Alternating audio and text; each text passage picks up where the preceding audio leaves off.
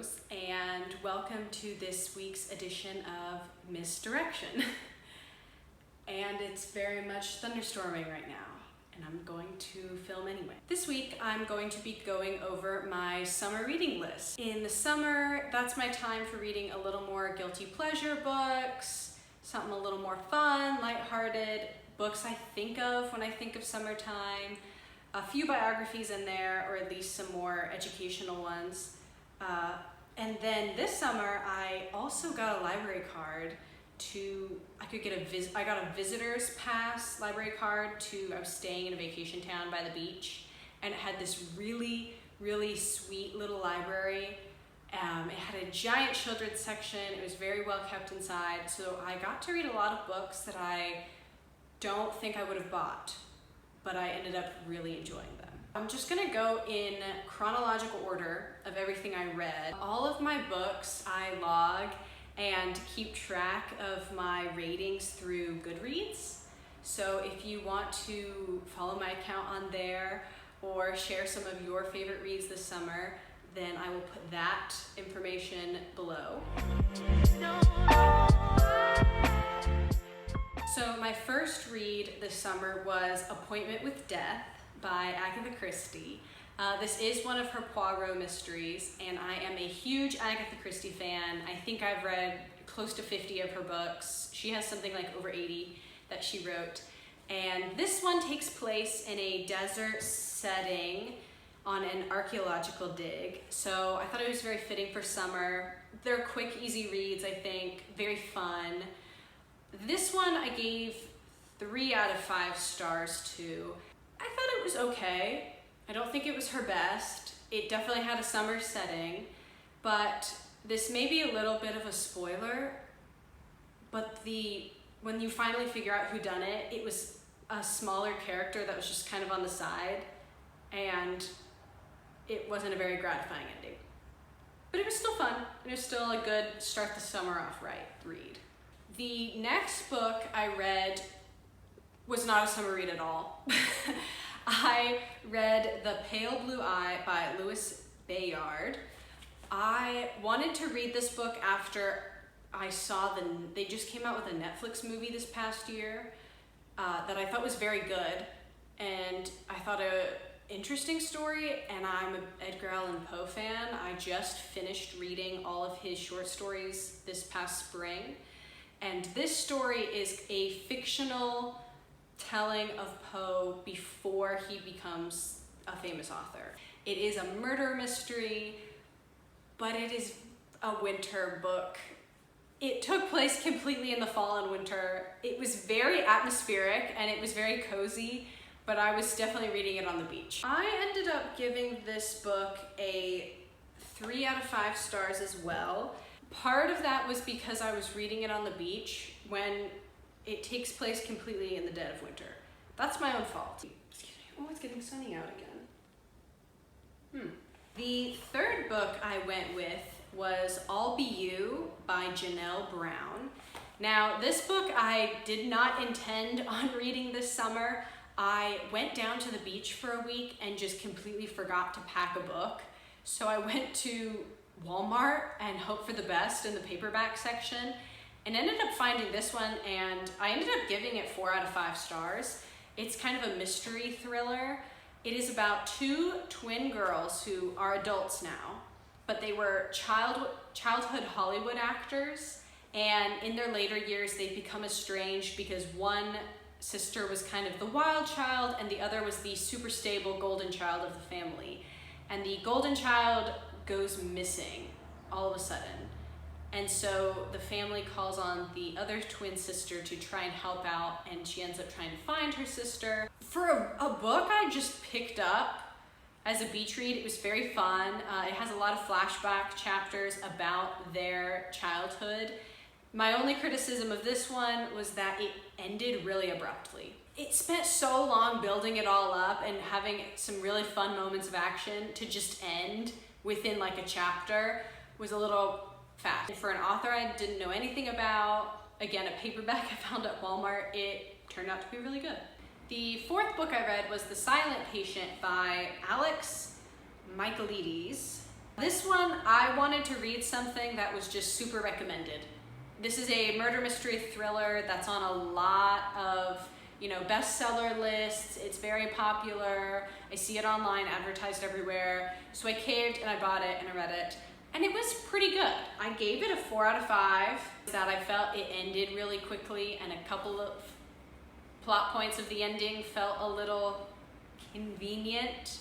This book, I think, drew a lot of inspiration, whether or not the author intended to, from Agatha Christie's, because I've read so many of those that, without giving it away, the major big plot twist is one that's in a lot of her books. But I definitely enjoyed it. Great summer read. The 5th book I read this summer was Third Girl by Agatha Christie. This is one of her later books. It's a Poirot. I think it's the 2nd or 3rd to last book with him in it. So it takes place later in the 60s. I just have the personal goal of reading all of her books, which is why it was on my list. But it's not really one I would super recommend if you are a first-time Agatha Christie reader. The next book I read was The Maid by Nita Prose. This is one that I've seen recommended everywhere. I finally decided to read it because an influencer I follow, her name is Mystery, I think you say it Manon. She decided to read it this summer, and so I went ahead and bought it, read it, and I agree with her that it was only okay. It's very much advertised as a murder mystery, and it's really not a murder mystery. 3 out of 5 stars. In the nicest way possible, it felt a little bit like a Hallmark movie to me, where everything just tied up like so neatly at the end that it was a little feel good, which is, there's nothing wrong with that. But when I pick up a murder mystery, I'm usually not looking for a feel good story. Well, I think it's a book that they're definitely gonna make a movie. The next book I read was Midsummer Mysteries, also by Agatha Christie. Now, this was one of the first books I checked out of the library that I mentioned I got a library card to over this summer. And this one is one of her books that I've been wanting to buy for my collection, and I'm very glad I rented it through the library instead of buying it, because it's just a collection of short stories that's kind of a variety of all of her main protagonists put into one collection. And some of these short stories I've already read in other collections. I was a little disappointed that I had already read a couple of these, but I still gave it 4 out of 5 stars because they were all very well picked to be summertime reads. So this is one of the few books I think this summer that was 100% a beach summer read. I felt like it fit the atmosphere. All of the short stories were very atmospheric. It had one from, I think, each of her main protagonists of Poirot, Miss Marple, Tommy and Tuppence, Parker Pine, like it had all of them. And I think 2 standalones. So it was fun, and I'm glad I rented it from the library. The next book is The Maidens, also by Alex Michaelides. Now this book I ended up, again, getting from the library, but the only version they had was the extra large print. And at first I was like, oh man, I'm gonna look like some grandma on the beach reading this. And the large print edition was wonderful. This is the only book this summer I read that I gave 5 out of 5 stars. This is a murder mystery that takes place in the UK. I hate to use this phrase, but it is very much a dark academia vibe to the book. Very atmospheric. So not really a summertime read. But one of the reasons I gave it 5 out of 5 stars was that it just kept me engaged the whole time.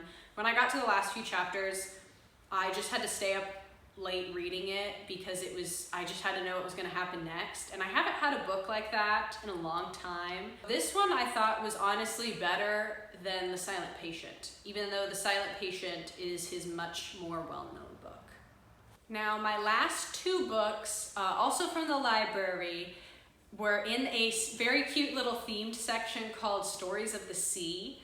The first one was called Among the Mermaids by Varla Ventura. And it was a little, first of all, the book itself was really cute. I wish I had a copy. It was just like a little square sized book with a lot of nautical illustrations. And it was a collection of short stories and fun facts about mermaids and mermaid legends. It was really well done. It was very fun. I gave it 3 out of 5 stars. It also mentions movies, TV shows, anything in media that talks about mermaids, and I can't believe it mentioned, I thought this was a fever dream, that fake documentary that like Discovery put out probably 10 years ago that really made us watch 2.5 hours of it thinking they had evidence of mermaids, and then it was a scam and they say that the documentary was fake. I don't know if anyone else remembered that, but that was in this book. I hadn't thought about that in a long time. The other nautical book I got was Murder Aboard, the Herbert Fuller tragedy and about Thomas Bram by Hiam. This was the most educational kind of biography book I read this summer. Completely just picked it up because it was pretty short, a little over 100 pages. It was in that fun nautical theme section. And it was a true crime about, in the late 1800s, these men on a ship, the captain, his wife, and the first mate got like brutally murdered and no one knew what happened. But one of the things that was great about this book was it was such a great historical look into how murder trials were handled back then. I don't want to give too much away, but it was a little, it's a pretty sad book because in the recounting of what happened on the ship, it's pretty clear who did it. And unfortunately, I think he's the second mate on the ship, gets accused of this murder, ends up going through a whole trial in a court of appeals and is wrongfully convicted and spends like years in jail and all this stuff. And in the end, I'm gonna spoil it because it's a historical event. It was proof that he didn't do it. Either way, it was just a really interesting book. And the one thing I admired about it is this Thomas Bram, who very much was wrongfully convicted, like didn't hold it against anybody. Like he just was like, I'm gonna try to make the best out of my life. Had a lot of pictures and photographs from the actual trial, which I thought was interesting. So I ended up getting it a 4 out of 5. The last book I read was Shattered Applause, the Eva la Galliene story by Robert Schanke. This book was recommended to me, I think last year, and it's a biography on Eva la Galliene. This one I think was a great kind of final read for the summer to transition into my fall TBR. It is a biography on her life story, which I think I'm gonna do a book review on this one separately, but I ended up giving it a 3 out of 5. She is a fascinating theatrical person that not a lot of Americans know about. Well, since it is now the start of fall, it's the end of the summer, looking back at everything I read, a lot more of the books I read this summer were for fun than educational purposes, and there's nothing wrong with that. I was on vacation, and that's an important thing to do. But it's always important, I think, for someone who's an artist or anyone in a creative field is to be well-read. And being well-read doesn't mean, oh, I read a ton of the classics and I sit around pondering Shakespeare, but you know, it's important to be up with the culture, reading new books that come out, just getting in practice of reading a lot, biographies, anything like that.